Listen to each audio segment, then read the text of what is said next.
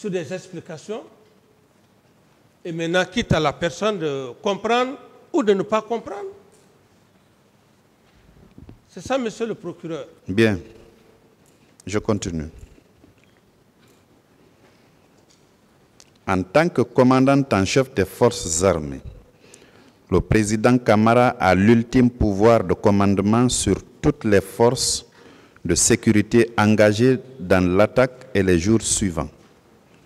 La Guinée est présentement sous le contrôle d'un gouvernement militaire qui a pris le pouvoir à la faveur d'un coup d'État. Le gouvernement est intégré dans une structure hiérarchique militaire avec le président en position de commandant suprême. Vous confirmez cela, n'est-ce pas? Réexpliquez, monsieur le procureur. Je relis plutôt. Si vous pouvez expliquer afin que la compréhension soit... Non, je souhaite relire pour que vous fassiez votre propre opinion, pour ne pas que vous dites que j'ai modifié. Non, j'ai déjà compris, mais essayez d'expliciter pour que la question soit... Reprenez, monsieur le procureur. Ceci n'est pas de moi, donc je me contente juste de relire. Si vous ne comprenez pas, vous le dites. En tant que commandant en chef des forces armées, le président Camara a l'ultime pouvoir de commandement sur toutes les forces de sécurité engagées dans l'attaque et les jours suivants. La Guinée est présentement sous le contrôle d'un gouvernement militaire qui a pris le pouvoir à la faveur d'un coup d'État. Le gouvernement est intégré dans une structure hiérarchique militaire avec le président en position de commandant suprême. Vous étiez bien le commandant suprême, non, de cette armée? Oui, monsieur le procureur, comme on aime bien dire, ce sont des titres honorifiques. À l'époque, on me disait président de la République, premier magistrat. Cependant, je ne peux pas me substituer aux travaux des magistrats. C'est la même chose. Non, ce n'est pas la même chose. En fait, on vous disait premier magistrat parce que vous présidez le Conseil supérieur de la magistrature, même si c'était à l'image du Brésil, même si c'était un chaudronnier qui venait au pouvoir, il devient automatiquement premier magistrat, comme on le dit. Il préside le Conseil supérieur de la magistrature, même s'il n'est pas magistrat. Quiconque vient, on lui attribue ce titre. C'est cela. Et maintenant, la question que vous... Commandant en chef des forces armées... Commandant suprême, qui a l'ultime pouvoir sur toutes les forces qui étaient engagées au stade du 28 septembre. Mais quand on est chef d'État, chef suprême des armées, on est le chef des armées. On ne doit pas fuir sa responsabilité, mais le chef de l'État délègue ses pouvoirs. En ma qualité de chef d'État, commandant en chef des forces armées suprêmes à l'époque, j'avais un ministre de la Défense, j'avais un directeur, un ministre de la Sécurité, un chef d'état-major de la gendarmerie. Que vous aviez nommé, n'est-ce pas? Que j'ai bel et bien nommé, monsieur. Qui était sous votre autorité, n'est-ce pas? Bien sûr, monsieur. Qui vous rendait compte, n'est-ce pas? Dans le cadre du 28 septembre? Non, je ne parle pas de ce cadre seulement. Toutes ces hiérarchies militaires et policières que vous avez citées, et gendarmes, en fait, c'est vous qui les avez nommées. Oui. Ils vous rendaient compte, n'est-ce pas? Ils rendaient compte à leur chef hiérarchique, le ministre de la Défense nationale, d'ailleurs qui à son tour a l'obligation de vous rendre compte, n'est-ce pas? Vous dites, monsieur le procureur? Vous dites qu'ils rendaient compte au ministre de la Défense, qui était leur supérieur. Oui. qui à son tour me vous rendait rendait compte, Oui. n'est-ce pas? Oui. Très bien. Est-ce que il ne prenait pas aussi certaines directives à partir de la présidence? Qu'il ne...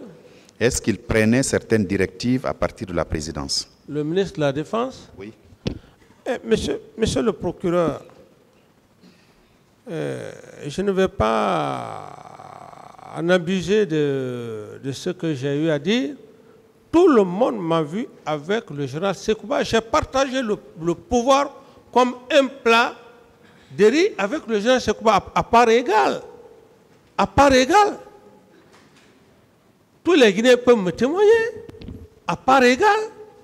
Et ce que le représentant du ministère public demande, c'est est-ce que le ministre de la Défense prenait certaines directives auprès de vous, chef de l'État? C'est ce qu'il veut savoir. C'est-à-dire qu'il me demandait des décisions? Oui. Bien sûr. Bien.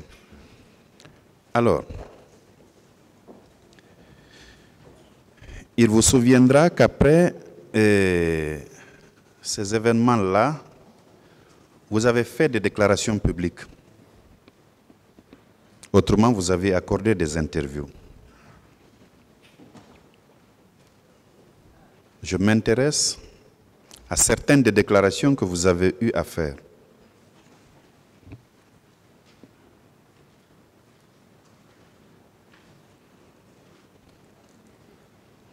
Oui, je vous suis, monsieur le procureur. Non, mettez-vous Non, à je vous l'aise. suis, monsieur le procureur. Finissez de boire.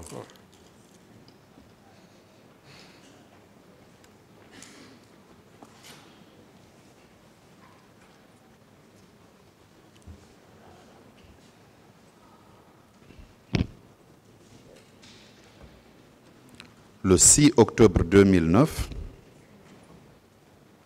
vous avez accordé une interview sur France 24. Voici ce que vous avez dit. Les leaders sont coupables. Ce sont des commanditaires parce que c'était prémédité. N'est-ce pas? Vous avez dit ça. Finis la question, monsieur le procureur. Est-ce que cette phrase est de vous? Elle résulte de votre interview du 6 octobre 2009. Monsieur le procureur, je l'ai dit, dès après même les événements du 28 septembre, ça c'était à la Villa Sili, où j'ai nommément cité l'ancien président, le professeur Alpha Condé. Je n'ai pas caché, et ce n'est pas aujourd'hui que je vais nier. Je l'ai dit, et dans ma déclaration, il aurait manipulé tout le monde dans la farine. Qu'on soit clair. Je continue parce que vous avez rajouté ceci. Oui. Ce n'est pas le problème des élections qui m'intéresse. C'est d'éradiquer le tissu social. Rien ne sert d'organiser des élections libres et transparentes dans ce pays s'il y a ce clan qui tend à l'extrémisme, des fanatiques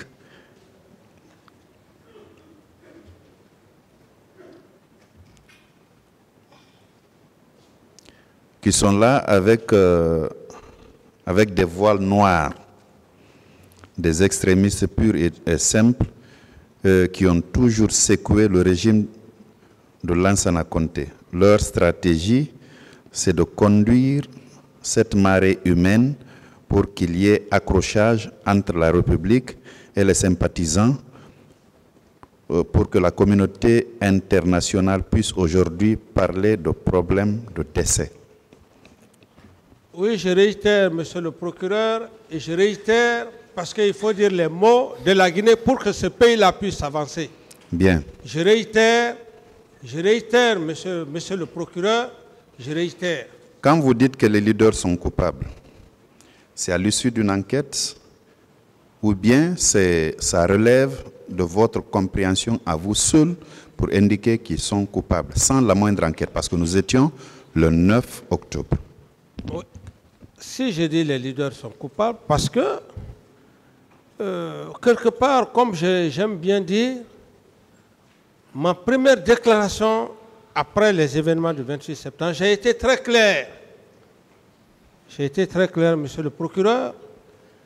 J'ai dit, le professeur Alpha Condé a joué, il a roulé tout le monde.